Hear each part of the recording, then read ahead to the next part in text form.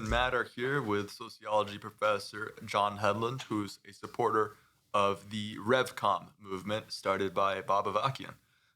This is a movement known for disagreements with the left, the right, disagreements with other communist movements and left-wing movements, perhaps due to the fact that they place a real importance on theoretical rigor in their understanding of the world. Welcome, John. You know, as I was reading The New Communism by Bob Avakian. Avakian? Avakian. Yeah, Yeah, sorry. It dawned on me that the movement you're part of is really advancing a claim that bears an incredibly high burden of proof to meet, you know, intellectually speaking and emotionally speaking also.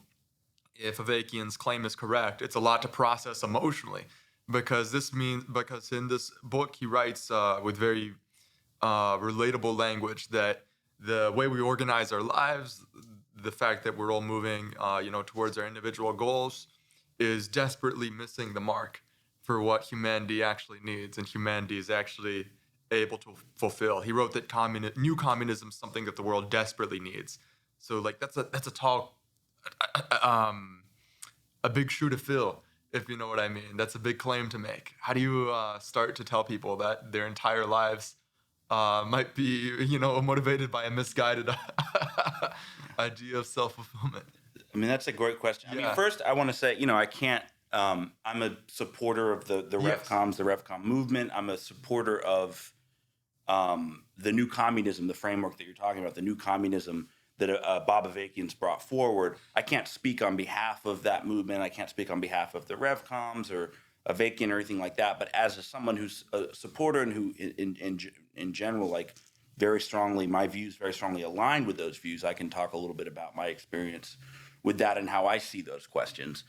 I mean, I think the first thing to understand is that, like, the new communism is a rupture and a breakthrough with the past communist project, but it has a lot of continuity with communism as a movement, right?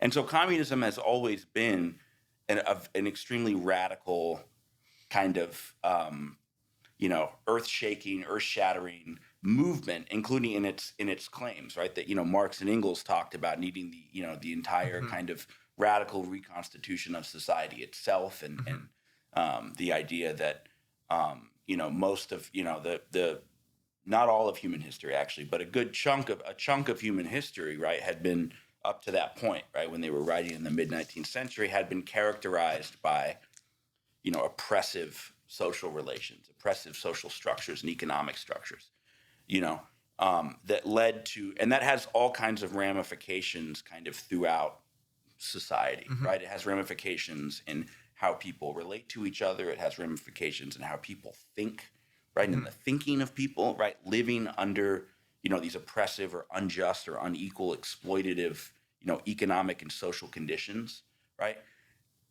Very, acutely shapes how we think, right? I mean, I'm a supporter of the RevComs and a revolutionary into communism. I'm also a sociologist, right? As you said, right? As a kind of by trade, by profession, right? I've studied sociology. I teach sociology. One of the principles of sociology, right, is that we are, and Marx is considered kind of one of the founders of sociology, right? So there's this intersection. So it was Marx, Durkheim, and Weber. Weber, and the Holy so, Trinity. Yeah, right. And there are some names that get left out of people, but that's absolutely. But this idea that humans are at their very core social beings. We're social creatures, right? We are. But I don't think that there's any such thing as this core human nature, Essence. Right? Yeah. That there's this. I think if anything, right, humans are by definition plastic, and I don't mean plastic by fake or like moldable, or I just mean like we are. Tabula rasas, like empty.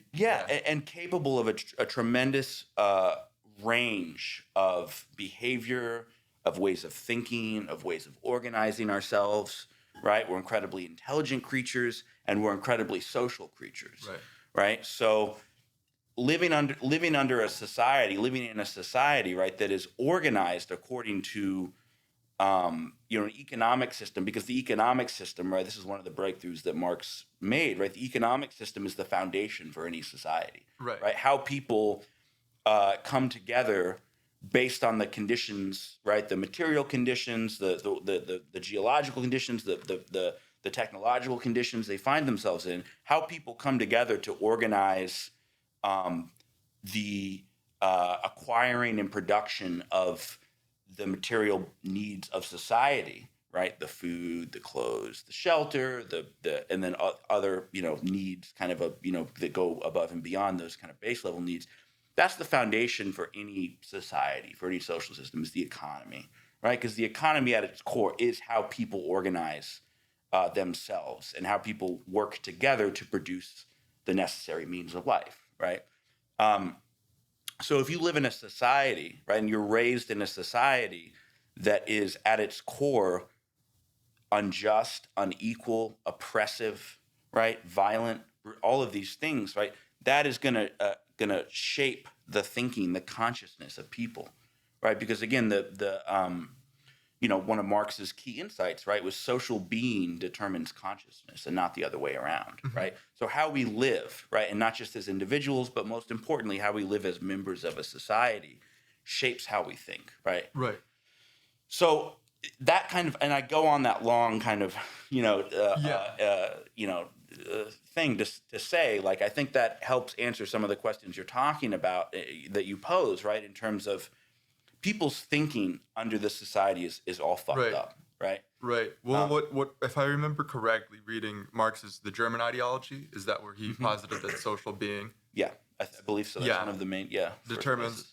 That was a very, very interesting book to me because there's not like one sentence in the book that I can point to and say, okay, this is where I disagree with it, because it's kind of a very much a type of book where you have to read the whole thing in its entirety to get what he's talking about.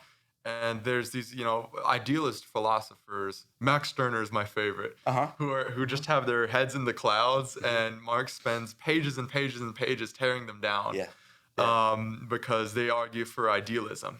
And as much as I enjoyed that book, it's hard for me to say what my takeaway from that is, because on one hand, it's so true that the material world will shape how we think, and what we perceive to be just, what we perceive to be our natural capabilities are actually often due to the specific particular historical circumstances. But then on the other hand, I don't know if Marx's insistence that materialism is dominant in shaping reality. I think that misses something profound about the effect of inner ideas. Like, as someone who's interviewed a lot of people, right? Like, if even very educated people who've considered many ideas, many methodologies, many measurements, the way that we perceive freedom, justice, equality is because we have an internal idea that we project about how the world should be. And so when you're talking about like Marxism as a science, saying that like there's an empirical way that we can study history and look at the world, divorced from these ideals, I mean, how can we really have like an empirical way of measuring a just and fair society? Because you said that the fact that we live in an unjust society shapes how we think. So how can we have an empirical measurement, like an objective say of what a just society is then?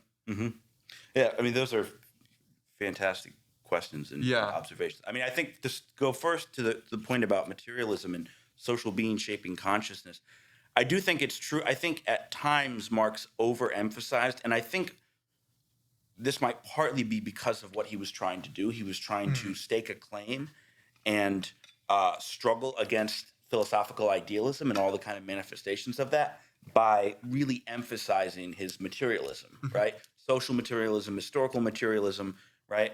Dialectical materialism, very importantly, which is a point I'll get back to. But so he was really hammering that, and you see that in places like, especially some of his early philosophical works, like the German Ideology, right? I think in parts of the economic and philosophical manuscripts of what was it, 1844, I think, that where he's really going at this idea of like, no, ideas do not shape being shapes ideas. and he's hammering at that, right? But there is relative autonomy in the ideological realm, right? And that ideas are not merely just like a byproduct or a reflection of your material conditions, right? The ideas are a material force and can become a very powerful material force.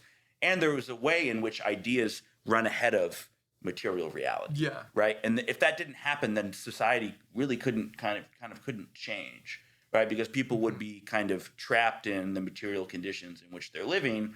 If those material conditions stayed the same, people would just stay the same, or there would just be kind of this inevitable, or it would lead towards kind of an inevitabilism, right? Of like, well, material conditions do eventually change, and then once they change, people's ideas change, and so on and so forth, and there's kind of a teleological unfolding of history, right? There was a little bit of that in Marx, right? And that is actually part of what is new about the new communism, right? Is there is a critique. It's a secondary critique, right? Fundamentally, Marx was, I believe, and one of the things Avakian and the Revcoms put forward is that fundamentally Marx was correct, and it was a true breakthrough in human knowledge and human understanding about society, right? In what he brought forward, him and Engels, but principally Marx brought forward, right? With the science of Marxism, you could boil it down to that. What I mean in a more practical level is that to pursue, to be part of a movement that's pursuing equality and pursuing justice, and claiming to be pursuing these things in an empirical way where it's reflected in the material reality. Can you really divorce the idea of having an objective measurement for what is just and fair and equal materially with the internal picture you have of what that society will look like internally? Because that to me is the big challenge posited by like the school thinkers, is that value is somewhat subjective, because in order to believe that you're doing a good thing, then you have to appreciate that a society is equal. First, you have some preconceived notion of what a society is, of what an equal society should be. So where does that start for you? I think you're right that you do have to make value judgments, right? And you do have to develop a morality that requires, I think, some value judgments, some what in sociology we would call normative claims, right? Or normative arguments, right? I think what has to happen, though, is that has to follow the objective understanding of reality, right? I think we have to first analyze the world as it actually is, as it actually exists. And then on that basis, we can determine, I think, and should determine, right, what we think, whether we think that society is just, whether we think that world is just, right? Whether we think it's right, and whether we think it's right that the society is grossly unequal, right? Maybe some people think that that's an okay way for society to live, right? But we have to start, I think, with, I don't want to discount the ideas of morality, because I think those are all very important, right? Of values, right? Of determining the kind of world we want to bring into being. Right. But I think what's unique about Marxism and communism, and the new communism, I think particularly, is that the idea is that it's not merely that we've dreamed. It's not actually at all that we've just dreamed up this kind of world that we want to impose upon reality. Like, we want the world to be this way. We want the world to be, more egalitarian. We don't want there to be these oppressive social relations among people, whether it's between men and women, between people of different races and nationalities, between classes, right? Class inequality. It's not that. It's that we've analyzed, right, how the world is and how the world could potentially be based on the material conditions that exist today, actually based on the material conditions that capitalism have brought into being. Right. That actually serves as a basis to go beyond that, to transcend that. There's a material basis to bring into being a world, right, where there is no more scarcity, right? Where people don't have to work, back-breaking jobs for, 50, 60 hours a week, right, just to scrape by, right? Where we don't have to have a patriarchal social system, right? Where we don't have to have, unequal divisions between different peoples based on, their nationality, where they live in the world, right? Their race, right? Whether they're, They live in rural or urban, geographic regions, right? So there's a material basis for that. And I think that's where Marx started, and Avakian has followed up on that, and I think gone further with that. That's where it starts. What starts is not, we have this idea, this utopian vision for how we want the world to be, and so let's go impose that. Let's go, mold. It's not something that's there a priori. Right, it's not there a priori, right? It develops from the material analysis of the world as it actually exists. Where does Avakian pick up on Marx's ideas of what society should be? Because to me, the economics of Marx in like Das Kapital is much easier to look at and say, well, yes, that's definitely something that can be evaluated. In this case, like the company is becoming a monopoly.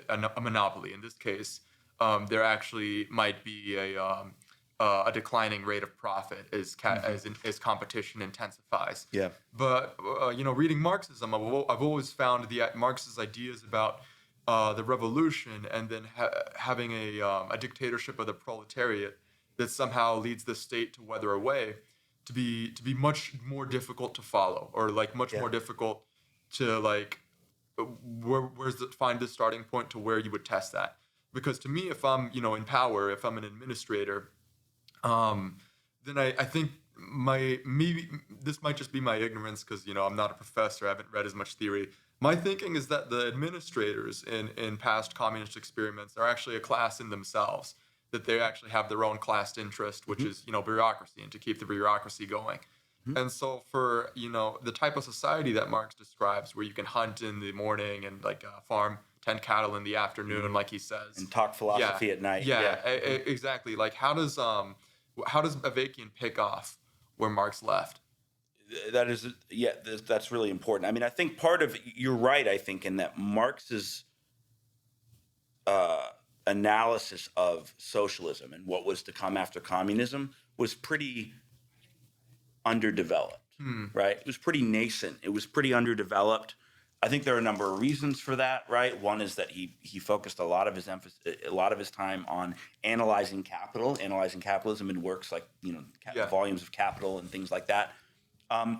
There are other reasons too, right? I think some of it was that maybe he thought that was better left to future generations to figure out on themselves. But I think the more important point is that since the time of Marx, right, there has actually been a tremendous amount of historical experience to learn from and sift through data, basically, right?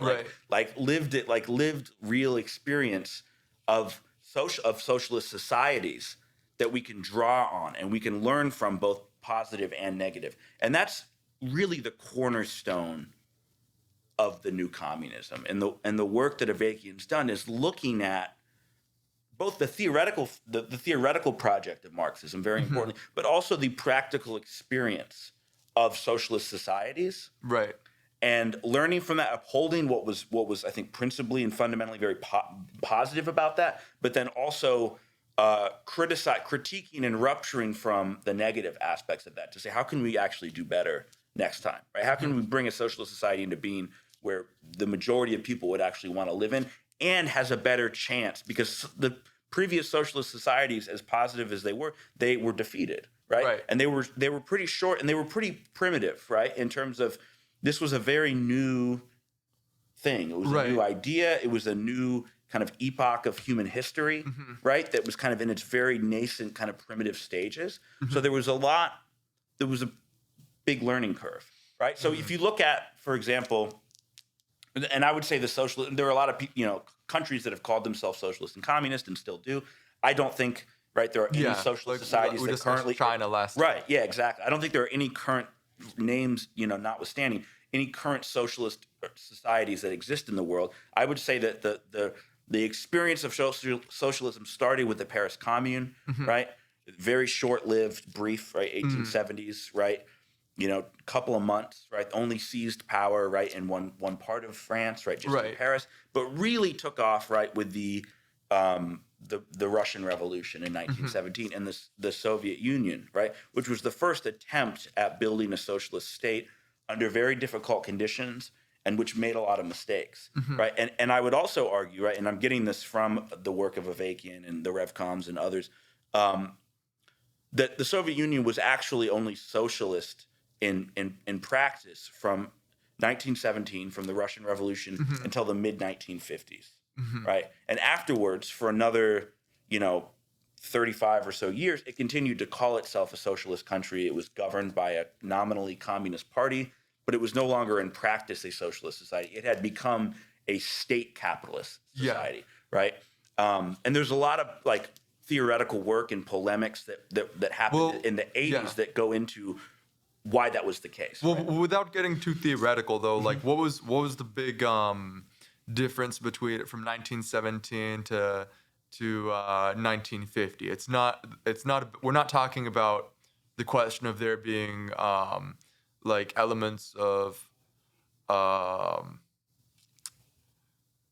was it the level of centralization, the like material conditions where workers like more able to participate in voting for or having like a real meaningful type of public ownership that went on from the 1917-1950 period?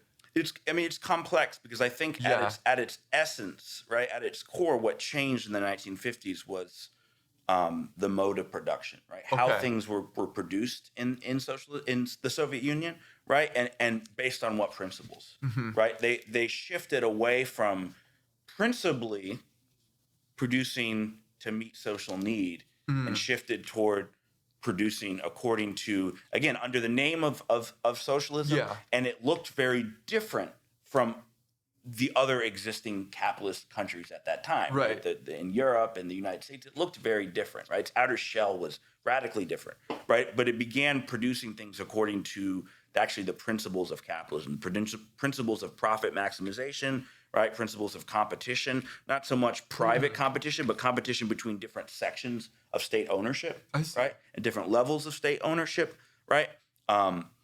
So I think that's the essence of it. And it's complex too, because there was some of that in the Soviet Union prior to. Some of it is because, right, Stalin made a lot of serious errors, right? Now there's a whole kind of common sense about Stalin that he was this no better than Hitler. He was this mass murderer. He was this crazed dictator. I don't think there's a factual basis for that, but it is true that he made a lot of very serious mistakes, and some of them had very real consequences for the people of the Soviet Union, for the socialist project as a whole. Yeah. Right? But I think that's actually the essence of the difference. And then I think what happened with the Chinese Revolution, right? Because that's kind of the next iteration of socialism, right? Was the Chinese Revolution, in 1949 when they seized state power.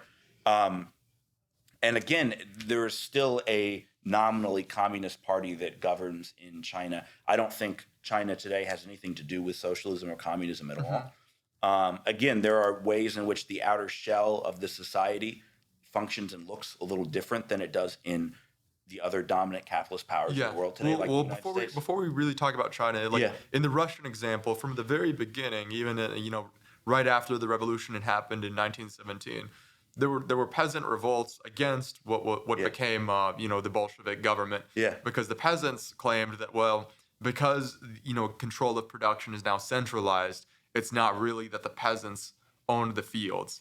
And so the peasants, the motto of the peasant revolts became let the peasants really own the lands.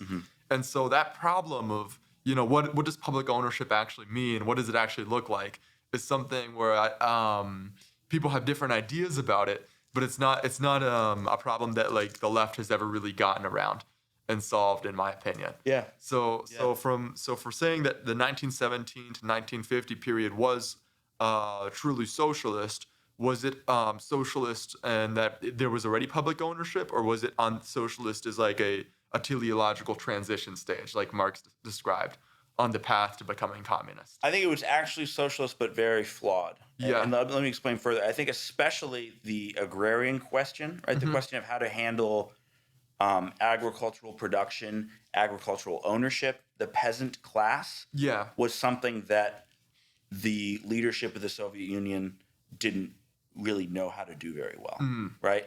And that the peasants were treated as kind of a suspicious group, social group, right? Like that there was something kind of inherently reactionary, Right. and kind of capitalist, and in their thinking. And there actually is some truth to that, right? There is some truth to that, but that is not one. I don't think that characterize. I don't think you can just write off the people who produce food in society, Right. or the agrarian, sector of the economy, and the food producers, the peasants, as reactionaries, as capitalists in the making, as people we should be suspicious of. Right? They're not the proletariat. They're not the working class. And that kind of comes from like how the peasants sided with Napoleon. In well, actually, actually just continue. I don't know what I'm talking about. Well, yeah, that's right. No, yeah, that's good. No, I mean, Yeah. so there was, right, the idea, right, that production needs to be collectivized. Yeah. Right. That having ownership of the land, right? There's different meanings to ownership of the land. There's individual ownership, right, where each individual owns a part of the land. Right.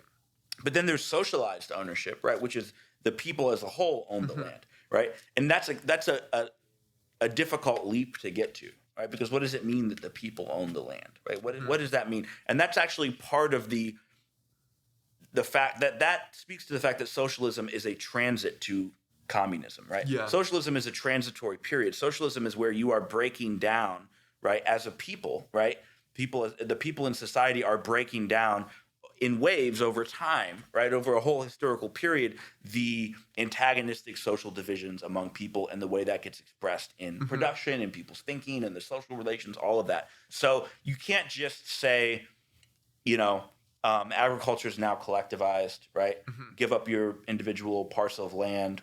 You're now working on a big, huge, agricultural commune, whether you want to or not, right? And if you disagree, then you're a reactionary, you're an enemy of the state. And there was too much of that approach in the Soviet Union, right? There was much too much of that approach to society as a whole, right? But also to particularly to the peasantry, right? And that's, I think, one of the things that's part of the learning curve, and that's part of what Mao recognized was flawed in the Soviet model, because Mao came up from and was schooled in the Soviet model and was a supporter of the Soviet Union and all that, but he also had significant criticisms of Stalin, of the Soviet Union, of their model, right, of socialism, right, and I think they in China, right, in part because it was a even more so than the Soviet Union or Russia at the time of the revolution, it was a predominantly peasant-based society, right? There was a very small kind of proletariat that existed in Chinese society. So the revolution was based among the peasants, right, in China,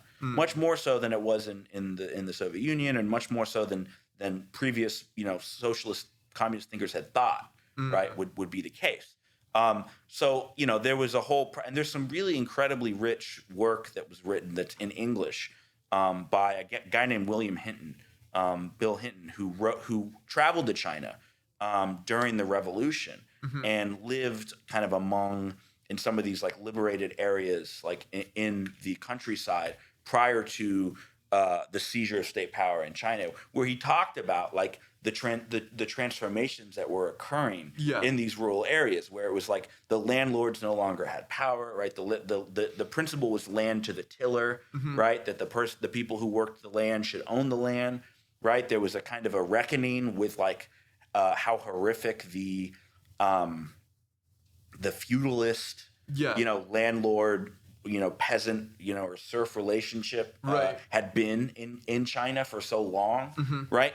And there was new kind of forms of ownership and new forms of decision making that began to be made in the countryside in China. It was a significant advance over. Well, I think the difference, according to Marxist theory, between peasant labor and industrial labor is that industrial labor is already a socialized process where you cannot have one factory that mines the materials, designs the code, designs the plastic, and then puts together the computer in one place. And so because of that, you're always working on a part of a project that's a product of social labor. That's a product, and so maybe peasants, because they directly accumulate and consume and use what they do, were viewed by Marxist theorists as like at a lower stage of socialization. Yeah. Is that it? I think that's right. Yeah, Yeah. I think that's right. And I think there's truth to that, and there's problems with that, right? Right. You know, with a lot of things, right? There's truth to that, but then there's also like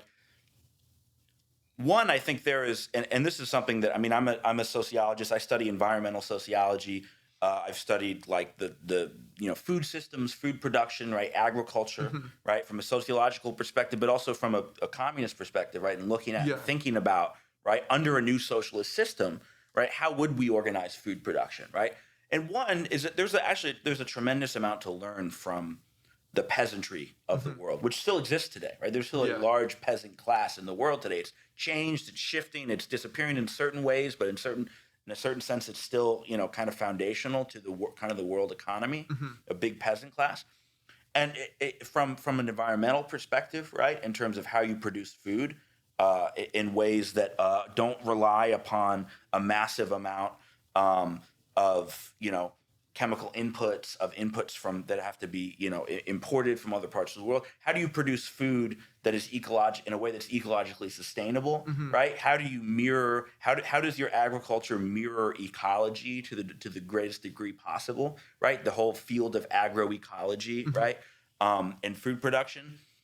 There's a tremendous amount to learn from that. So there's a tremendous amount to learn from the people who have been doing that oftentimes for millennia. And if a socialist society isn't taking that seriously and isn't learning from and asking questions of and bringing into the whole process of governing society that section of people, then they're failing, right? Yeah. So that's just, but then but that doesn't mean also that there's a whole trend. We talked about this a little bit before recording of like there's a whole what I would call it. There's a whole trend of quote unquote woke identity politics today, and I'm not saying that from the perspective of Trump and the right wing reactionaries who call woke anything that is progressive, whatever. But of where there's a kind of a worship of people who are oppressed, or they say marginalized, right? Marginalized, right? And Avakian does a really interesting thing, and he did a series of interviews for the RNL Revolution Nothing Less show a couple years ago, where he does this whole thing about what it means to call someone marginalized versus to say that they're oppressed, right? Right. And he's like, people, the buzzword today is marginalized, right? You don't say people are oppressed, right? You say they're marginalized, right? That's the polite term to use. Yeah. But margins mean, right, you're not in the center of a thing, right? Yeah. So if the problem is just that there are some people on the margins, the solution is to just bring them into the center of society. If they're oppressed, which they are, people are oppressed in this society. That's not a negative. That's not a negative value judgment on those individuals. It's just an objective fact. Whole sections of society are oppressed. Then what's required actually is that's something foundational to the system, and the system itself needs to change. But anyways, right? So I see that. The difference between the margins and the oppression. So I say oppressed, right? And I'm following Avakian with that. I'm saying people who are oppressed, but there's a kind of worship of people who are oppressed, who have marginalized identities. What I've seen is that there's is that the key theory of knowledge distinction is that for those types of woke people, the truth becomes a possessive. Yeah. Where it's okay, since I possess this identity, then I also possess my unique truth, which can't be derived in any other way than me telling you. And can't be challenged. Yeah, can't be challenged. Yeah. So, for example, remember Chris, Matt? Yeah, I do. Yeah. Me, Chris, and Trevor tried to start up a club at Guilford College, and since Matt wasn't a Guilford College student, he was really helpful in getting the Discord together. And we had the three of us, me, Trevor, and Chris, ended up being the ones to go and present the club idea to the student council. And there was this person in student council who said, "Yeah, but all three of you are men. How can you possibly make an inclusive club if all the three founders are men?" And I'm like, well, wait a minute. We're here to invite everyone to join. Yeah. Don't write us off just because, what are we supposed to do? Right. Yeah. I mean, this is a huge. It wasn't. This is a huge problem in society, and this is actually I'll show you. There's a whole kind of campaign, ideological campaign, that's taking on quote unquote woke identity politics that the RevComs and Avakian have done, including speaking tours. Right, we actually had Rafael Cadaris, who's a RevCom, a revolutionary communist, and who works on the RNL Revolution Nothing Less show, come to North Carolina in the fall, and he spoke at UNC Greensboro. He spoke at NC State, where he was taking on. I can't imagine what people must. It was controversial, Yeah. and that's a good thing. Yeah. Right. Again, we want that controversy. We want that. We want the contestation of ideas. Right. We want to challenge people. We want to upset people's kind of the sacred cows, the things that they hold to and cling to. We want to do that, right? Because that is the part of the process of changing society and of challenging, right, on the left, right, the left, right. I consider myself on the left, but frankly, most of the left in the U.S. is really fucked up. And there's a lot of, and this is part of why, right? There's philosophical and epistemological roots to it. Some of what you were really, I think, identifying correctly, right? Which the book Why the Left Got High on Nietzsche, I highly recommend. I can't remember the author's name, but since Nietzsche takes subjectivism to such an extreme level, and that's adopted into thinkers like Derrida, Foucault, those sorts of thinkers. I don't really think it's the the philosophers themselves who are the problem, but the effect the subtle effect that's had on art, the subtle effect that's had on culture, on the way we express ourselves in the public sphere, where it's like, instead of saying this is what I think the truth is, we're so used to saying this is my truth, and therefore you I'm gonna present it, and you kind of have to respect it. Art used to be about uncovering. There's so many debates about what art is that have gone throughout history that I don't want to overgeneralize. But now, at the current state of the pendulum swing of culture, we're at the exact opposite end of the extreme that says art's about uncovering inherent beauty or inherent truths. We're such extreme hardcore subjectivists in today's world that it's the truth is rather than something that I can express the truth because we both possess logic, because we're both capable of arriving at the truth.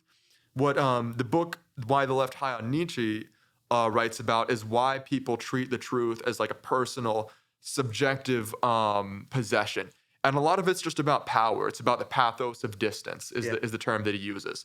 Because if you can say to a person, well, I possess this truth, then it's you're saying that the truth isn't something that can be possessed by the whole. That can be, and so Nietzsche, in his polemic against Socrates, what he sees as Socratic rationalism leading to a flattening out of human nature, whatever that means, went the radical aristocratic direction, which his views they seem apolitical at first, because oftentimes they seem like purely aesthetic views or purely views about the internal struggle that humans go through. This book argues that they're actually deeply political views, because because he's literally arguing that unless you have an aristocratic society that produces these distinctions, then you won't have the type of people who are higher men that express these higher truths that aren't logical truths that everyone can arrive at by shared principles, that are possessive truths.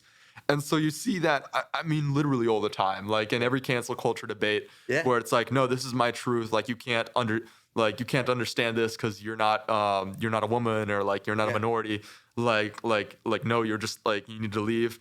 That's actually, ironically, a very elitist way of viewing the world. You're a professor, so what are the most extreme examples you've seen? Well, this is a really important, and I'm still, in my head, I still have a pin on where we left off, because all this relates to the point I was making, and I think this is a really important direction for the conversation to go in. Because this, and again, the RevComs, and particularly Avakian, have identified this kind of woke identity politics, cancel culture, as one of the kind of key obstacles in making revolution in this time, right? Because the whole section of people who should be revolutionaries, who should be on the side of revolution, who should be making up the base for this revolutionary movement, who have a lot of really good views and aspirations on things. They hate inequality, they hate racism, they hate the oppression of women, the oppression of LGBT people, they hate the genocide that's being committed in Palestine, right? There's a lot of good in there, but it's this framework, right, which they identify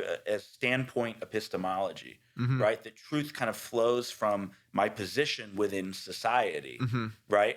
that is a really, and it reaches like literally lunatic proportions, right? I mean, really lunatic ideas, right? Yeah. Where it's like you're not allowed to speak because you don't have the right identity, and like and just these absurd. I mean, I'm seeing it now, like on like this fighting between. It never ceases to surprise me. Yeah. It never, because at first, like, I had a conversation with a friend, Trent, and he said, Roman, I just haven't seen cancel culture like the way you talk about it. Right. Like, I don't really think it exists, like it's out there that much. Right. And I was like, okay, well, maybe you're right, Trent. But then the more I went through college, by the time I got out of college, I'm like, oh my gosh, like, cancel culture has been the bane of my existence. Yeah, it's a real thing. At And people are very defensive about it, and I understand why, right? Yeah. Because there's a whole campaign from the far right, the fascists, right? I call them fascists, right? The far right fascists. And I don't say that as like an epithet, right? I think that it objectively describes their political program. But of saying, always talking on about cancel culture and wokeness. So there's a lot of defensive-ness on the left and from kind of progressive people about that, which I understand. But it leads to this kind of woke denialism, right? Yeah. Where people are like, there's no such thing. No one's being canceled. And it is true that people are being canceled on a whole other way for like. It's very complex. For views on Palestine, right? You want to get fucking canceled, right? Speak out in support of the people of Gaza who are being, who I think it's very interesting the way, mainstream media has virtue signaled in support of things like gay rights and in support of things like abortive rights, in support of things like Black Lives Matter even at times. Yeah. But with support for Palestine, it's a completely different response. You see people post on LinkedIn. So since LinkedIn is the platform you use to get a job, I use it as like a barometer of what's socially acceptable. Yeah. Like you'll see like I'm a diversity, equity, inclusion coach. I support like more women in the workplace. I support more minorities in the workplace. You'll see that on LinkedIn. You don't see Free Palestine. Right. On Or I'm against genocide. Right. Which should be a pretty foundational principle, right? And like something that like I've noticed too is like usually it would be like say Fox News and CNN wouldn't agree on certain things.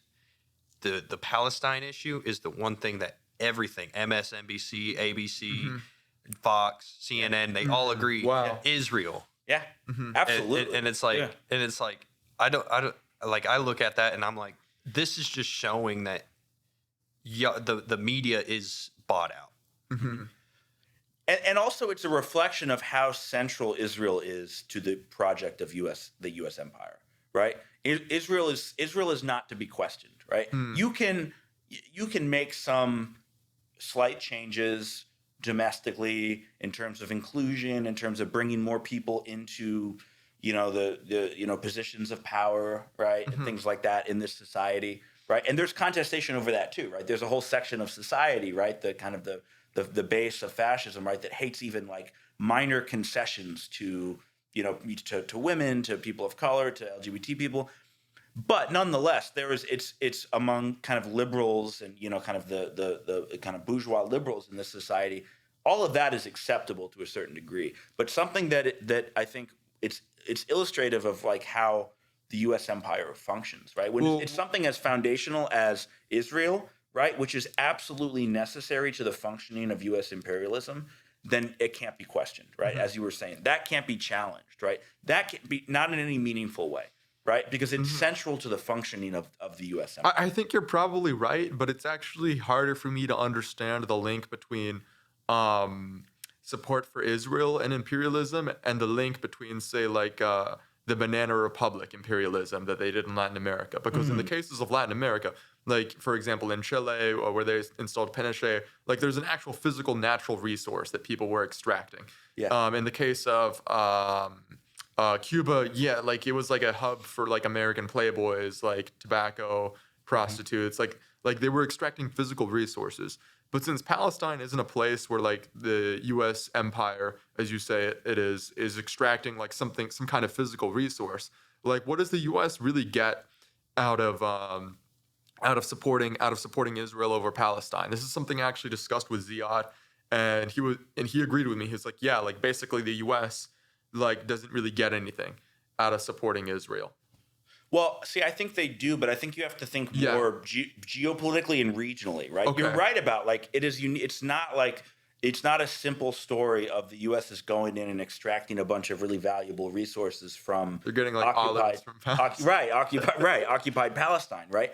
But regionally, Yeah. the Middle East is an essential region to the functioning of the world economy, the world political system, right?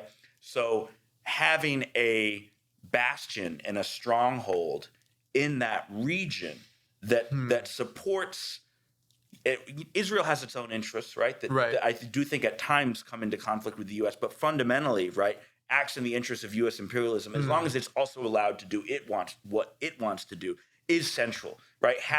You look at the Middle East, right, and there are the Middle East is one of the most resource-rich places on the planet, right? Particularly fossil fuels, right, which are in my opinion, right, the number one resource, right, to the modern capitalist world system, and having a country there that is going to keep Iran in check, right? That is going to keep these radical, Islamist, people in check, right? That's going to keep,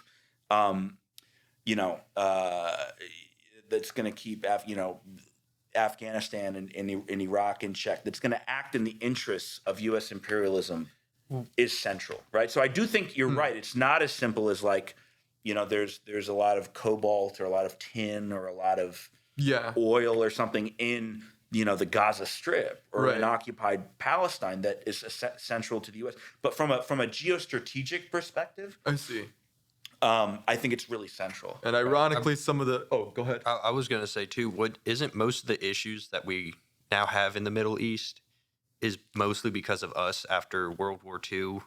Yeah. Like we went in because the Soviet Union was apparently in Afghanistan, and then we went in and took care of the Taliban. Yeah. Yeah. Yeah. And then we stayed and fucked it up even more. And now it's gone all to hell. Yeah. And then we're sitting there trying to say it's radical Islamists, but really it was just us being in their business. Well, I'm curious about Iran because Iran seems to have become the real boogeyman right now because Iran's accused of supporting Hamas, of subverting democracies, and the Iran used to have a very U.S. friendly government. So why is it that our relationship with Iran the U.S.'s relationship with Iran looks so different than say the U.S. relationship with Vietnam, where even after Vietnam did a revolution that got rid of the Western capitalist government, Vietnam still was able to, Vietnam still, for whatever reason, came to become an ally, a trading partner of the U.S. Sure. Whereas with Iran, after their revolution, they became almost like the new Soviet Union, like the new regional power. Yeah. I'm curious, do you know the specific history of why? That's an important topic. I mean, Vietnam. Admittedly, I don't know as much about the story of what happened after the Vietnam War, right? And how Vietnam. There are still socialist and communist groups today that claim and uphold that like the Vietnam is like a communist state, which I just think is absurd. It's so clearly not, right? It's so clearly pretty thoroughly incorporated into the world capitalist economy, right? Right, you're saying. I don't know the full story of how that occurred. Right. I do know that there were problems. The Vietnam War was a very just liberation struggle, right? The people of Vietnam fought, and you're talking about millions of people that were wiped out in Vietnam during that war principally by U.S. imperialism, right? It was carpet bombing. It was savage, right? Yeah. It was absolutely savage. It was genocidal. Indochina as a whole, right? Not just Vietnam, but what they were doing in Cambodia and Laos and the whole region.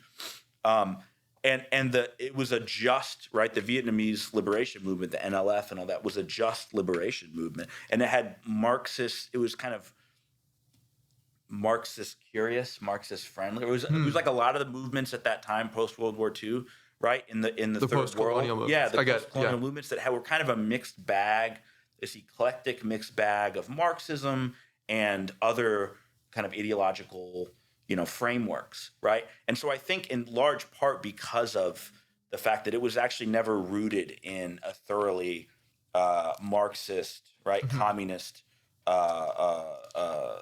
worldview approach, that it didn't have actually a vision for how to make that transition from, we're no longer fighting the U.S. We've won national independence nominally. Right. Now, how do we rebuild a society, right, on a foundation that's not going to reimpose, right, in a different way, the horrific conditions that we just emerged from, right? But in Iran, right, I mean, there's the Iranian, you're right, like there was the Shah, right, which was which the U.S. backed and helped reinstate, right, in the early 1950s, right? Overthrew the, CIA worked to overthrow, the Mossadegh government, right, because it was a nationalist, right, independent-minded government, right, reinstalling the Shah, who was a brutal dictator, right, brutally violent dictator. And there was a whole movement in the 70s in Iran of very disparate forces, right, Islamists, right, communists, right, other types of, progressives, radicals, right, labor unionists, right, socialists that hated the Shah, right? They all kind of had a united front in their hatred of the Shah, right? And there was the Iranian Revolution in 1979, right? And I'm not an expert in this revolution either, but it was a mass uprising and movement against the hated U.S.-backed Shah in Iran in 1979, and the Shah was forced to flee, was overthrown, whatever, right? I forget if he was I don't remember if he was killed or if he fled. I think he fled. But what ended up happening, right? And this is the fault. This is in large part the fault of the communists that were involved, because we have people that I would consider comrades and fellow travelers of the revolutionary communist movement who are involved in that process, who and this has lessons for today, right? In how we look at what's going on in Palestine, right, and the role of Hamas, which no one on the left wants to talk about Hamas, right? Hamas is a violent religious fundamentalist, arch-patriarchal movement that happens to be opposed to U.S. imperialism, right? But that doesn't make it a liberatory force. That doesn't make it a force for liberation. So in the same sense, right, to draw some parallels, in the late 1970s in Iran, right, you had the Islamic fundamentalists, right, the Ayatollahs, the people who ended up coming to power, right, in Iran after the revolution, who were united out of shared enemy with radicals, with socialists, with communists. This is the case that the Revcoms have described as two extremes actually strengthening each other, because I read the pamphlets that Tim gives out. The two outmoded. What the Revcoms have written about Iran is that they use the U.S. Mac Crusade, which I think is hilarious. Mac Crusade. As a common enemy to unite and pose and present the Ayatollah's fundamentalism as the path to liberation, because it's on the sovereign level, on the level of the state. It is liberation, because it's free from foreign control by getting rid of the Shah. I mean, they absolutely liberated themselves from U.S. influence and even from cultural influence. Like Iran before was the most, like, people were on the beach in bikinis. It was known for actually being a very U.S. centric, consumerist sort of culture. And now very secular. And fascinatingly, the people who want to, for whatever reason, show how bad Iran today is, will look back at the time when Iran was like that and see and say, hey, look how much freedom they had before. Shouldn't they have that much freedom again?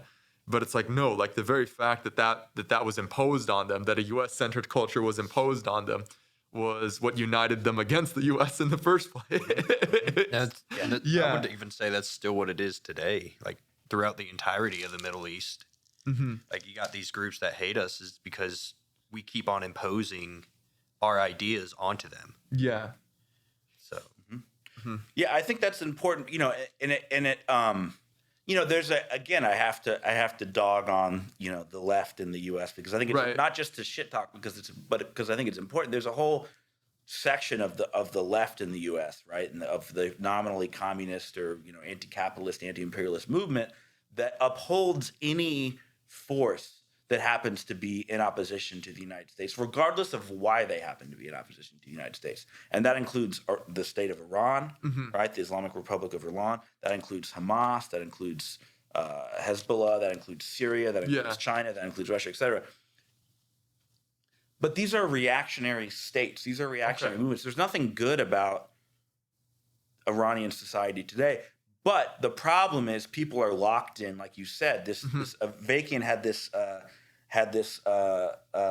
thesis, right, about this two outmoded systems, right? Outmoded being past their expiration date, being rooted in the past. Two outmoded forces that were in opposition to each other. One was U.S. imperialism, right? Mick Crusade, right?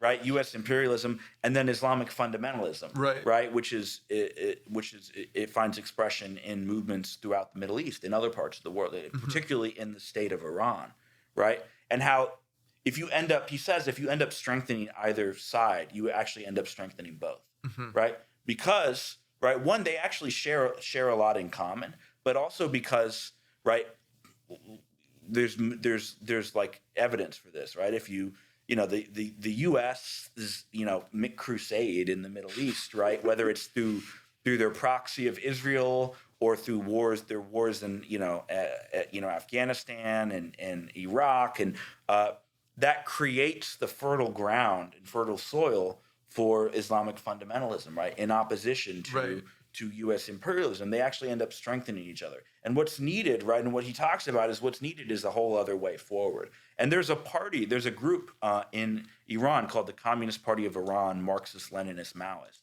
that are followers of the new communism, right? They are advocates for and they are applying the new communism, right, that Avakian's brought forward in those conditions in Iran, right, in very difficult conditions. And they're opposing both, right? They're opposing both the Iranian regime, right, which is brutal, right, is savage, is dark ages, right? There's nothing to fucking uphold about them as being anti-imperialist or whatever, right? But they also oppose, right, and in fact, oppose U.S. imperialism. And Avakian makes the point and that thesis too that like of the two groups, U.S. imperialism has caused more violence and damage and destruction. Is the more dangerous of the two forces in the world. Right. But you actually have to oppose both sides. Okay. Right. I want to turn the question. Turn the conversation to a bit about like current politics and Trump, and particularly Matt wanted to ask about this. Your claim that Donald Trump is a fascist. Like, okay. First, a quick tangent. I mean, he's obviously just a person who's full of contradictions. Like, some African American influencers who support Trump and people who like amplify those voices have doubled down on the fact that Trump is a felon because they say that that will make Trump more relatable to African American communities who have been wrongly incarcerated. And I'm like, I saw that and I laughed so hard. And I'm like, that is it's hard, yeah. Talk about self-delusion. I mean, the situations are completely different. And so, I think there's a lot that's very distasteful about Donald Trump, particularly when he does stuff like that, like really he tries to have his cake and eat it too. So are you saying that you actually do oppose mass incarceration as a Donald Trump conservative, or not? Or are you just leaning into the aesthetic of that for like 5 seconds of the political news cycle to get a quick boost, But to say that Donald Trump is a full-blown fascist, it's like saying that, since Putin's a strong man, that he's the new Hitler. It's like saying that since Xi Jinping is a strong leader, that Xi Jinping is the Hitler of China. I'm not sure I agree with like the approach of saying that like that Donald Trump is qualitatively a fascist, because it's a preemptive statement. Of like you can't really know that like that's the core of his movement. And then also though, real quick, something I would like to add to that is because fascists typically will keep their opponents off the ballot, which the DNC here within recent years, all the way going just back to 2016, has prevented the Green Party and independents from being on the ballot. And this year, they have tried to prevent the Green Party and 2 independents, which was at the time Kennedy and also Cornel West. And so I want to know, like, would you also say that about the DNC or? Well, I have nothing but bad things to say about the DNC and the Democratic Party, but I wouldn't characterize them as fascist. And here's the distinction, I think. The reason why I think that Trump and the Republican Party as a whole, for overwhelmingly at this point, have become fascist, right, is they no longer believe in normative bourgeois democratic rule. Now, normative bourgeois democratic rule in the U.S. has not been a good thing. It's not been some flowering of, like you said. There's all kinds of political repression. There's all kinds of dictatorship, right? The dictatorship of the political class, right? That is inherent to the system of the political system in the United States, right? Because it flows from the economic system, a capitalist economic system that is unequal, that is unjust, right? That is rooted in exploitation and oppression. But right, what distinguishes the MAGA movement, right, is they no longer believe in the outcomes of elections. They no longer believe in the peaceful transition of power. These things that have been cornerstones, for better or for worse, right? I mean, again, this isn't some model that this is not my solution to this is not to cling to this system of the U.S. electoral system, right? But to show that what they represent a rupture from the normative, the normal way that the political system in the United States has functioned and operated, more or less, right, since like the end of the Civil War. I'm curious, would you still agree that like normative, and I know what you mean by normative democratic rule, you mean that democracy is something that it's like the law is like saying formally that we all possess equal rights. That's what you mean, right? So, I mean, wouldn't you say that system at least provides society with a sort of a system of check and balances? Because you never had the type of concentrated power that, say, Stalin achieved in the Soviet Union, or that Mussolini achieved in Italy. And so that's where I think that the old liberal idea isn't entirely misguided, because if you really do have like a middle class that's able to share power by electing each other out of power, you still have petty dictatorships, like you said. You still have corruption and people funneling power to themselves and to their own side, but you don't have the mass scale concentration of power that when you disregard those liberal principles.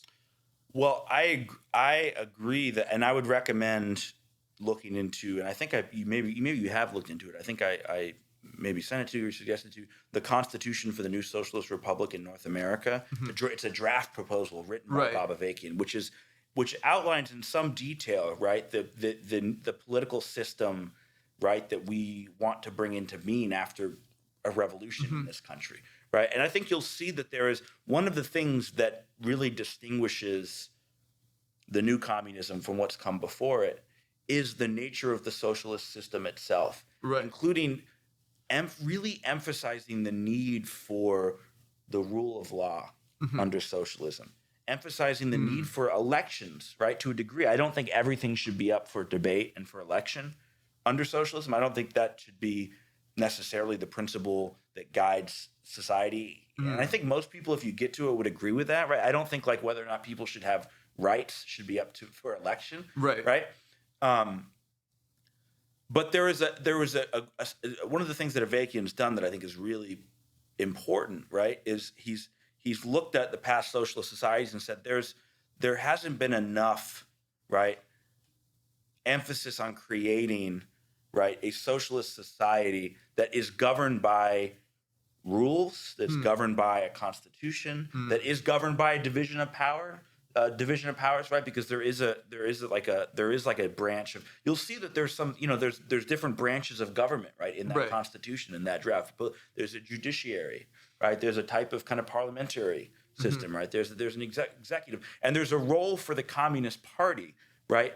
But the Communist Party, right, does not is beholden to that constitution, and to those same rules and laws and norms. They don't just trump that by nature of being the Communist Party. And that's not something that has always been true in past socialist societies, right? There has been an idea in past socialist societies, and often an implementation of the idea in past socialist societies, that the Communist Party, right, has, almost king-like powers in a way, right? And that they can, yes, there were constitutions in past socialist societies, and there was rules and there was law and all of that, right? But it was de-emphasized, right? And it was seen as secondary to and subordinate to the Communist Party, right? And that's something that is different in the new communism. Well, this is something that's very interesting, because Matt and I were actually going back and forth about it last night a little bit, where if you see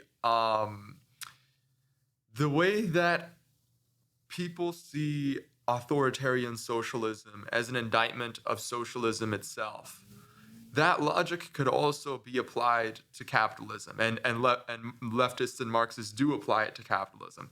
They say that, well, because capitalism has supported all these wars of attrition, these colonial wars, these genocides, these dictatorships, like the Pinochet dictatorship, that this reflects something about the essence of capitalism itself. But then why does the same logic also not apply? And I think it's a fair question. Why does the same logic also not apply back to socialist societies that became very authoritarian? That's saying that,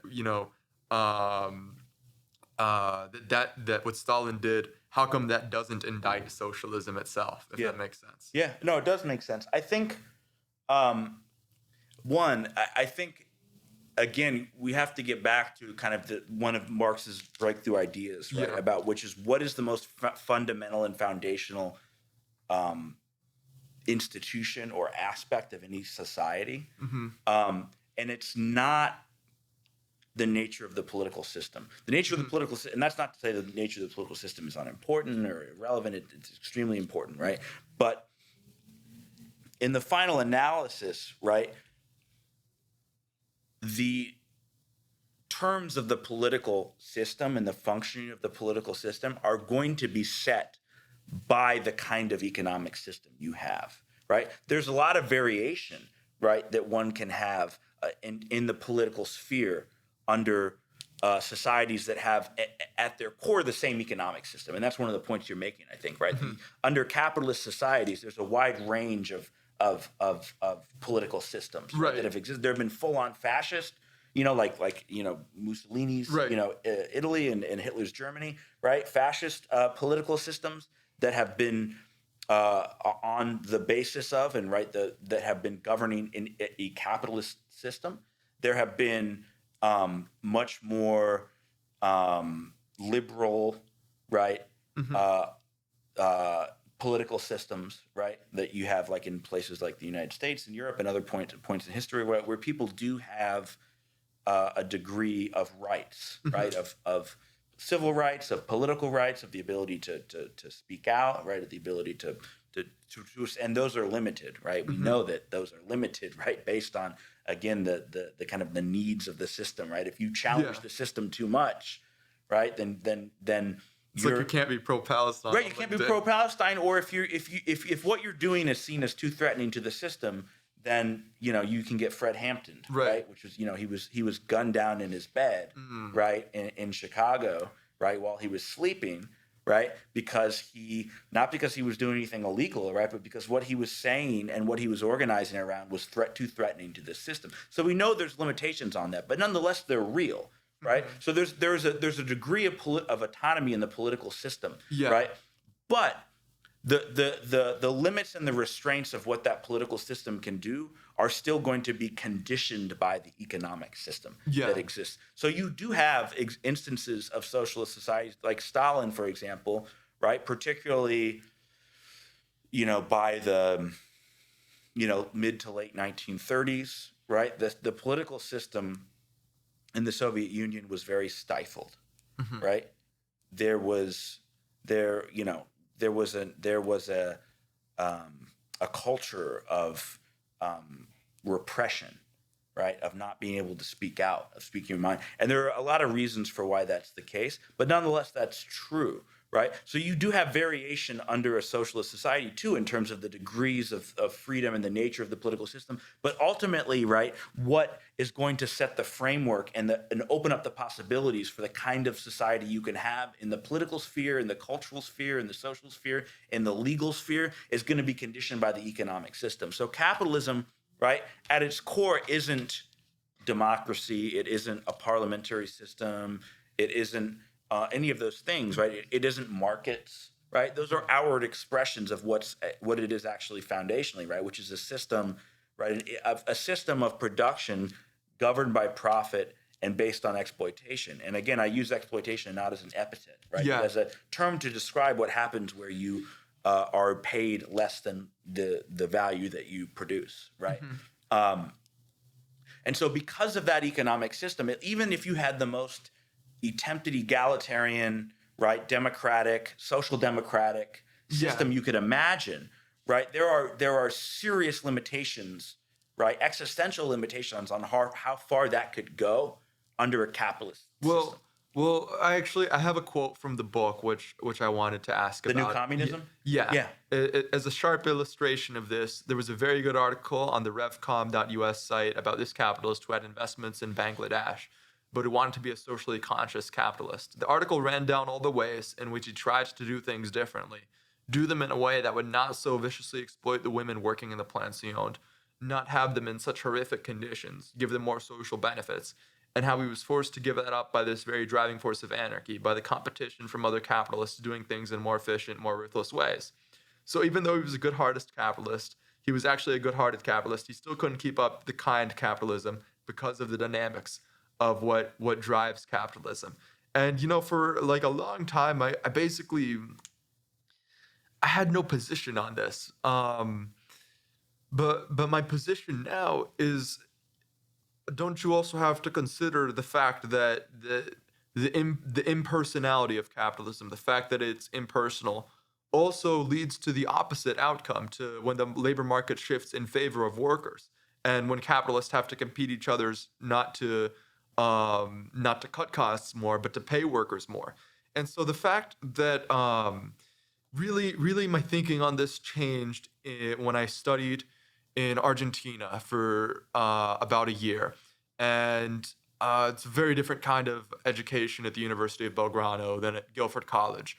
You have to take all your classes one after the other in the order that they decide, because you go from like studying philosophy in the classical period to like the modern world.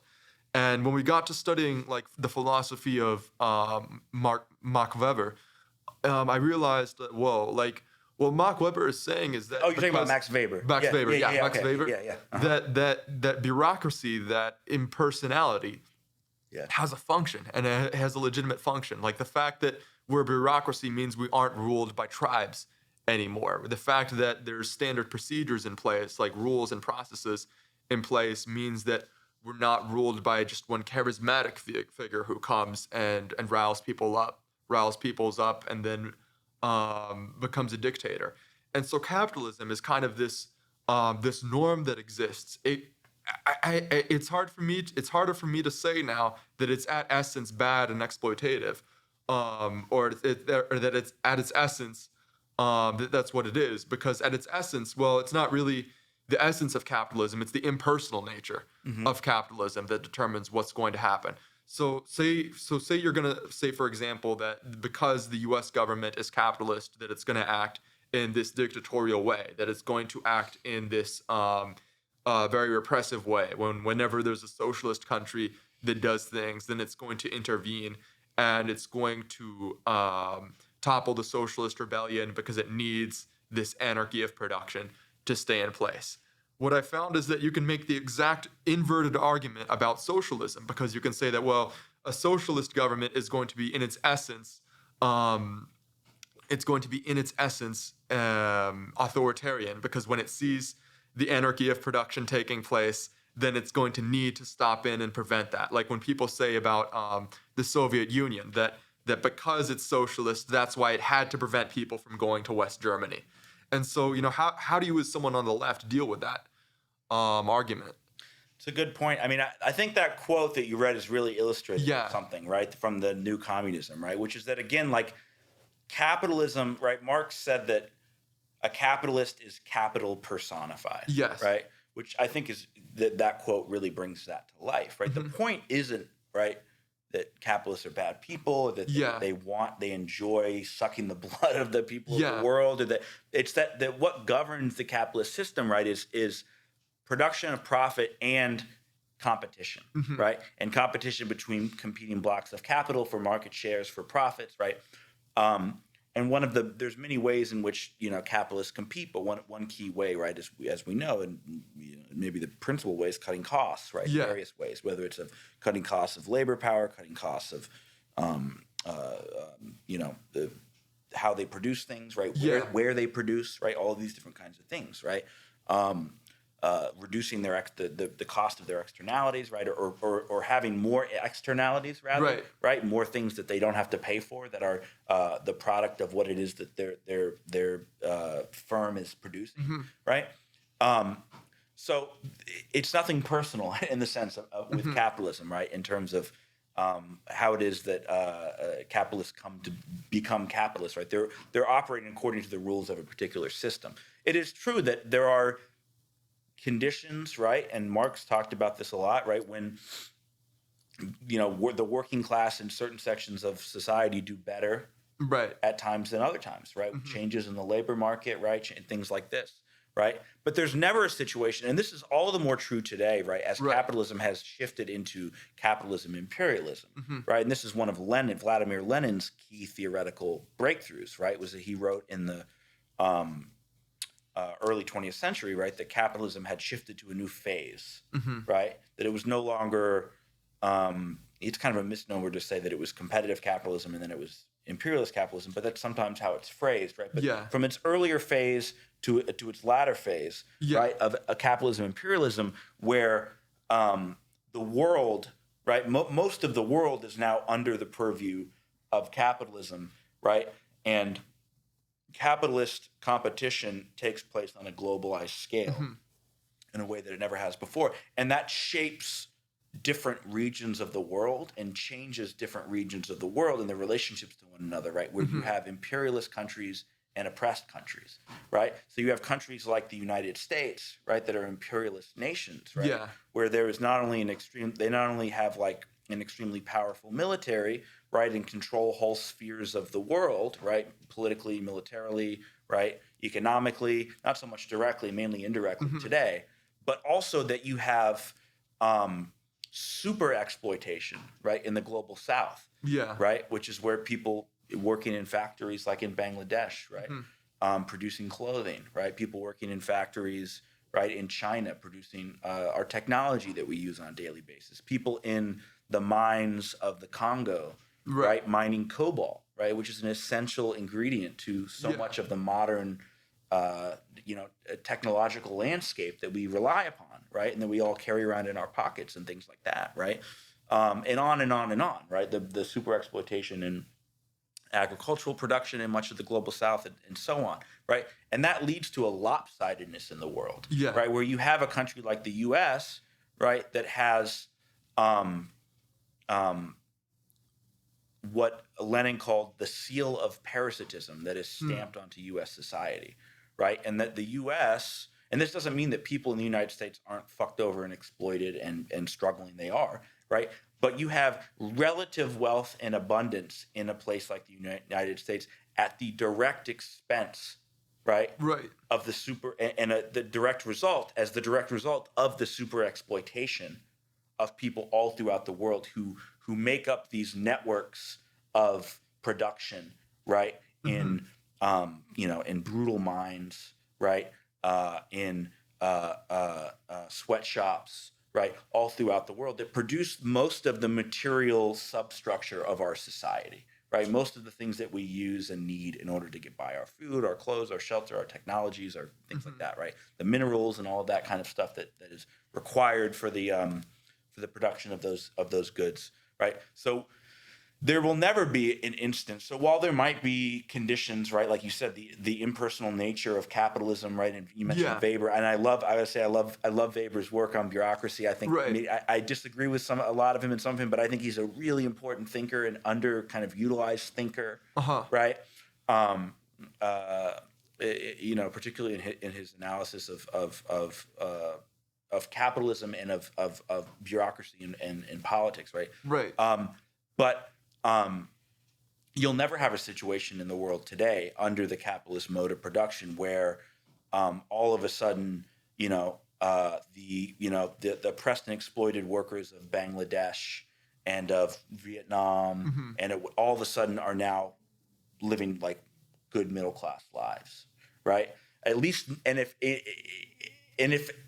hypothetically that were to occur, that production, right, that brutal, super exploitative production would just have to shift somewhere else. Right. Because the system requires that, right? The system that exists today requires that. There's a lot to unpack in this, and I'm not sure how to answer, because on one hand, you could argue that in China it started off under those same conditions where it was sort of the factory of the world, and now China has become very middle class. I think so. So things have changed. So the point about super exploitation shifting, it could be that China, you could argue it, you look at it this way. So at first it was China that was super exploited like that. Then it was Vietnam. Maybe now it will be Africa. But on the other hand, the point I'm trying to make by bringing up Weber is that because capitalism is a bureaucratic system, it's a bureaucratic norm, and that means that it's impersonal, which regions will do better, which regions will compete. That if you actually take this logic to its full, and then you allow capitalism to develop on an impersonal way, then that's actually not a dictatorship. It's the opposite of a dictatorship because it's purely impersonal. So say, for example, that this is the argument that Hayek makes, who's a thinker. I think I sort of read him the same way you'd read Aristotle. Like, it's not to know what's in his heart, but it's to know the logic of if you follow this logic to its extreme, then what's going to happen to society. That if you consider dictatorship to be about the personal figure, that someone in this committee personally excluded you from the labor force because they've been invested in with that power by the government, by society, or this person who's a demagogic figure, personally excluded you from society.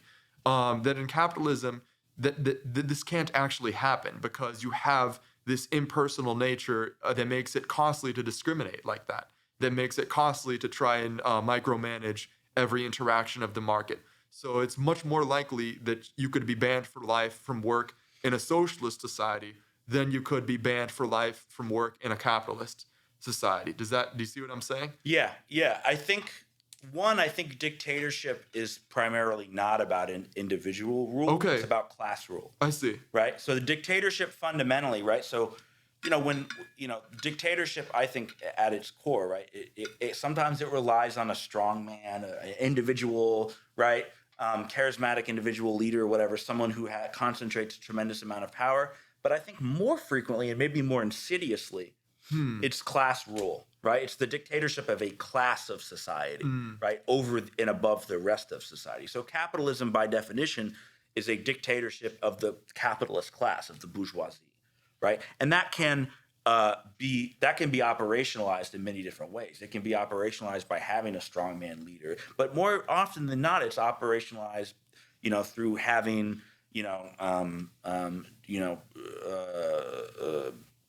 supposed and kind of, bourgeois democratic forms and processes, right, that actually govern society, right? Where the capitalist class is not directly ruling just by diktat, right? By decree, right? But in part because the capitalist class, while isn't fully united on everything, right? They have competing interests too. So I think one of the reasons why bourgeois democracy emerged on the historical scene is because it was seen as, and I think it is to a large extent is kind of maybe the most maybe the best political system for governing the competing interests of the capitalist class, and for bringing into being the appearance of a system in which the people themselves are free, right? Because again, like you said, one of the things that's true about capitalism, right, is that it's the or political systems, democratic political systems under capitalism, everyone has in principle, right, equal political rights.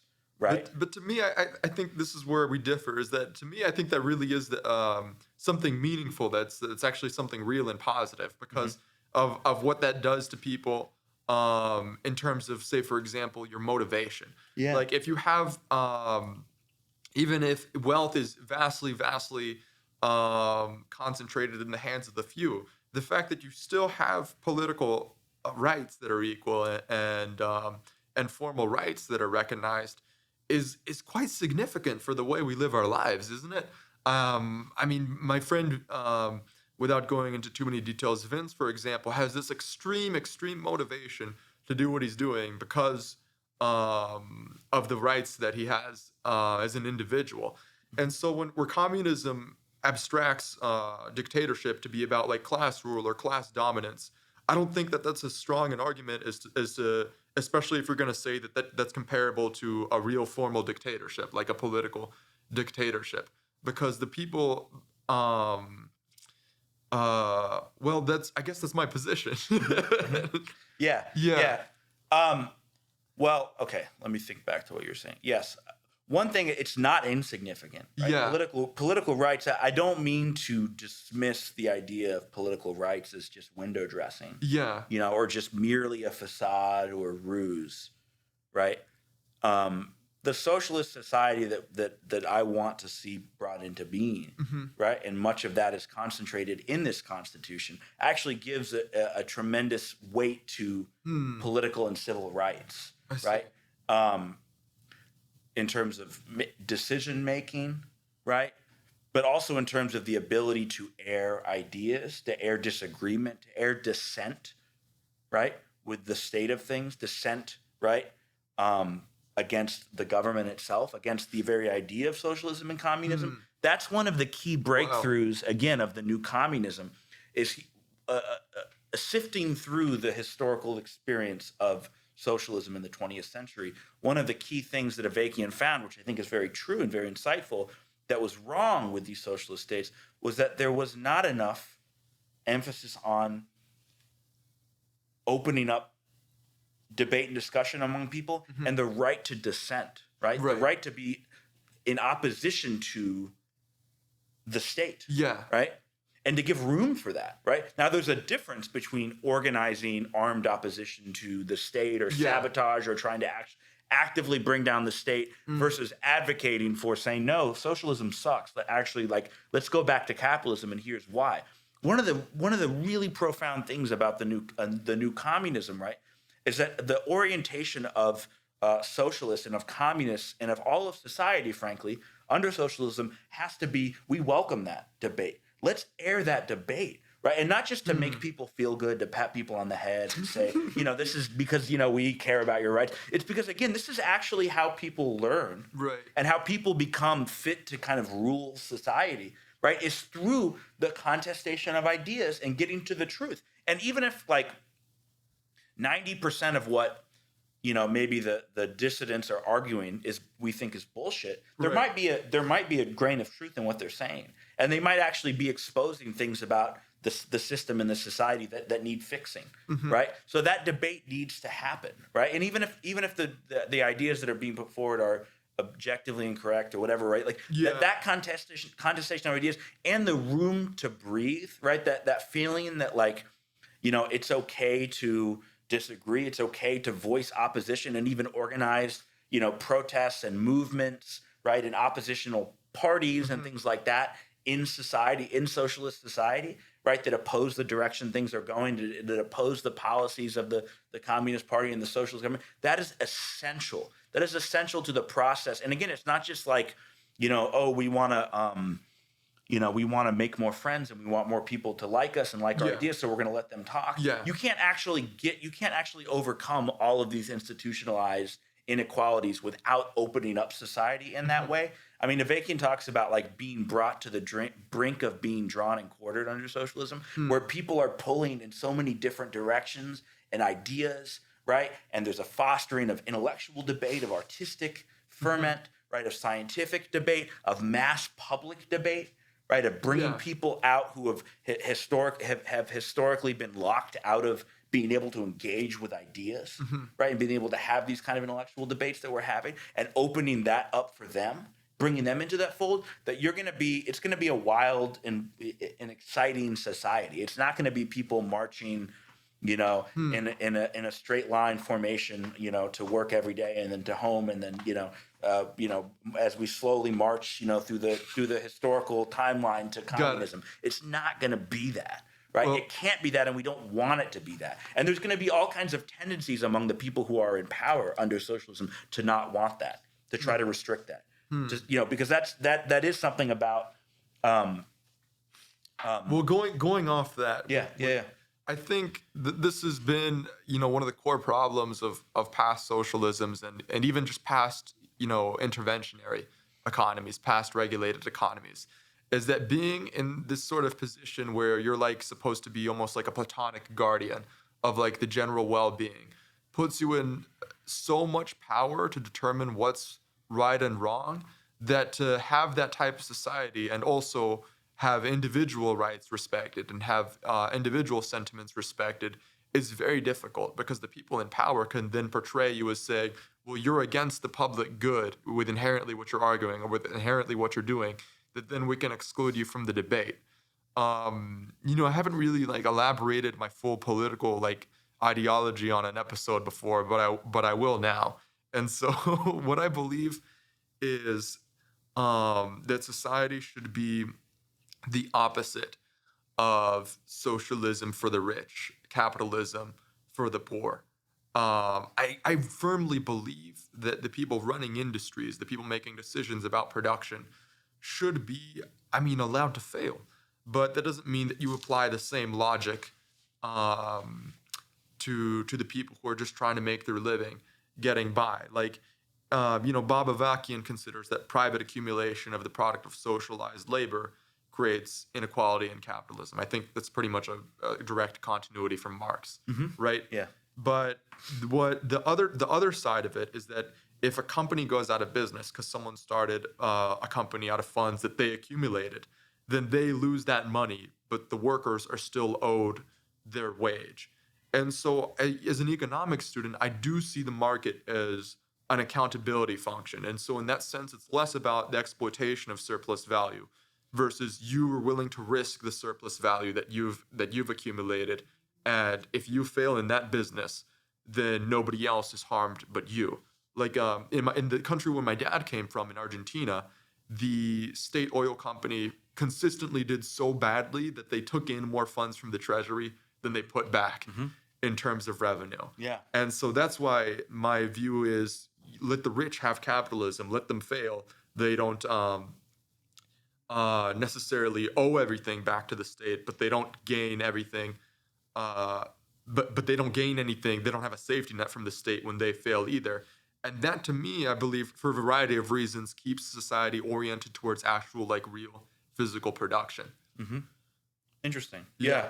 It's interesting. Can we pause for a minute? Yeah, we can. Oh, do you want to do a part 2 of this? Yeah, we can. I would love, because I'm running out of time just because I've got to get home. But I'm really enjoying this. I feel like we've kind of just scratched the surface. This will give me more time to read the books, because I was trying to read the specifically the two was the New Communism, and then his Constitution. I was trying to it's a lot through. It's a lot of material. Oh my God! I know. No, this has been really. I just want to say. I don't know if we're still on or off. It doesn't matter. This has been really good.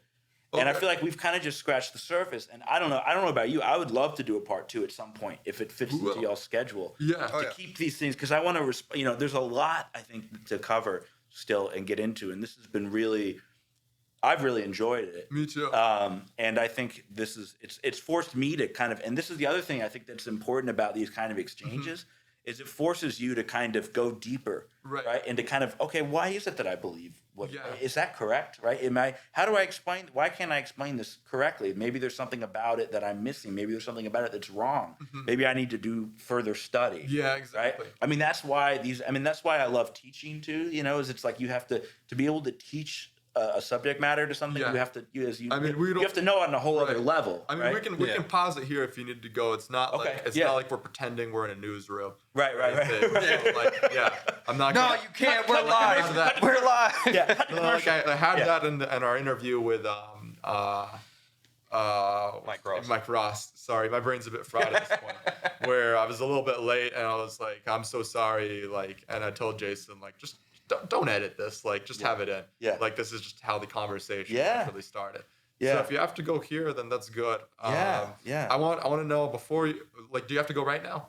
In right now, 5 minutes. 5 minutes. Yeah. Well, So why would you? So I guess as someone on the left, how do you get past the problem that I described that leftist leaders tend to be like philosopher kings, where if they fail, then all of society suffers because they're the guardians of the common good. So anyone who opposes them is then by definition opposing the common good. Well, I think that even the need for leaders and for the social phenomenon, right, where there are leaders in the sense that we think of them today, and particularly, right, people who have done a tremendous amount of kind of intellectual and theoretical work. I think even that is a product of class-based society, right, where the majority one of the main social divisions, right, under capitalism is the division between those who are enabled to work with their minds and the vast majority of the people who are largely locked out of that and are forced to just kind of toil, right, and work to the mental manual labor divide, as we call it, right, as communists, as we call it, the mental manual division, right? So because of that, we live in a society where by definition, most people have to work really hard. They aren't highly educated, right? There's some of that has changed somewhat in the United States in large part because of imperialism, because of shifts in the global economy and the needs of the domestic economy. But nonetheless, right, certainly on a global scale, right, the majority of people, and even in this society, are locked out of being able to engage in the intellectual rigor and training that's demanded to develop theoretical breakthroughs and to be a political leader. But that has to be broken down, right? We have to get to a place where that's broken down. We have to get to a place where that division between leader and led, between intellectual and manual labor has broken down, right? Is no longer a chasm, right, that divides society, right, between different sections of people. So I think that's one of the complex things about the socialist transition to communism, right, is you have a socialist state that needs to become extinct, right? That socialist state has to wither away. It has to disappear, right? And you have people who are in positions of power and authority in society, right, who have to have that orientation and approach of this isn't about me. This isn't about this moment. This isn't about my transposition of power. This is actually about getting to a whole other place in human society, right, where there's a flourishing, right, of society, of culture, of production, of intellectual and scientific pursuits on a whole other scale, right? And we have to get to that. We have to break down these divisions. It's a contradictory, and it's not an easy process, right? It's a very complex process, right? And there's no guarantees that we'll get to communism, right? Yeah. There's no teleological march inevitably, I think it's so funny guiding to us say to that communism. because that's something that that's actually something that the modern left holds to very very strongly. Communism will win. It's like this religious kind of right thing side that of people this kind of people, and even people making claims that Israel's the collapse of Israel is inevitable, and it's like, what planet are you living on? Palestinians are winning. And it's they're being bombed to fucking the Stone Ages. There's a lot of fucked up thinking. And maybe we could talk about this more in the part 2, because I think it's a really important subject, and I want to hear your thoughts. Wow, okay. Y'all's thoughts on it more. There's a lot of really fucked up thinking on the left in society, right? And some of it is we've talked about the cancel culture, identity reductionism, identity politics, but also this inevitablism, right? And this kind of clinging towards these, ideas that we're, that we're on, like you said, we're on the right side of history, liberation and is inevitable. It's, and it's not. Well, that goes to, I think, the fact that I had a personal experience with someone once, and I realized from interacting with this person that, well, he has a lot of a sense of that religiosity of being on the right side of history. Yeah. But then there's this Latin phrase that, poets and artists just have to say, they don't have to do. And so for a lot of the people on the left who are into cancel culture, are cancel culture people, they have that entitlement that comes with thinking they're on the right side of history, but really their approach to politics is like a throw mud at the wall and see what sticks approach. They don't feel the responsibility of teasing out what the right solution is. Mm-hmm. And I think that, I don't know if there's a solution to that, because it's very easy to do that. It's very comfortable to be in that position. Right. Anyway, John, it was really, really nice having you. We'll have a part 2 for sure. Please. Yeah. All right. Wonderful. Thank both of you. Information. Yeah. This has been a lot of Have fun. More fresh set of questions. Sounds good. Yeah. Thanks. Cool. All right. Yeah. Thank you. Thanks, y'all. Yeah. Appreciate it. Okay.